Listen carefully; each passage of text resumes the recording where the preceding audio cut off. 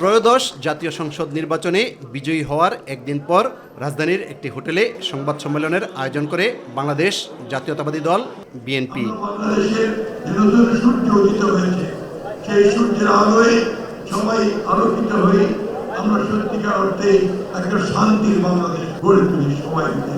বিপুল ভোটে নির্বাচিত করায় দেশবাসীর প্রতি কৃতজ্ঞতা প্রকাশ করেন বিএনপি চেয়ারম্যান তারেক রহমান। আমি দেশের সকল জনগণকে জানাই আন্তরিক অভিনন্দন।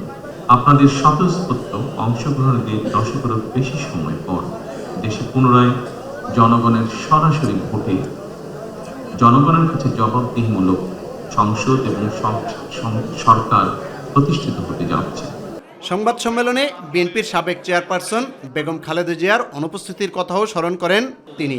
দেশের গণতন্ত্রকামী জনগণের সামনে আজকের এই সময়টি অত্যন্ত গুরুত্বপূর্ণ এবং আনন্দের। এমন এক আনন্দঘন পরিবেশে আপসীন দেশনেত্রী বেগম খালেদা জিয়ার অনুপস্থিতি আমাদেরকে করেছে ভারাক্রান্ত। তারেক রহমান বলেন, যে আকাঙ্ক্ষা নিয়ে মানুষ বিএনপিকে বিজয়ী করেছে তার মর্যাদা রক্ষা করা হবে। আমরা গণতন্ত্র এবং মানুষের অধিকার প্রতিষ্ঠার এই বিজয়কে শান্তভাবে, শান্তির সাথে, দায়িত্বশীলতার মাধ্যমে উদযাপন করেছি।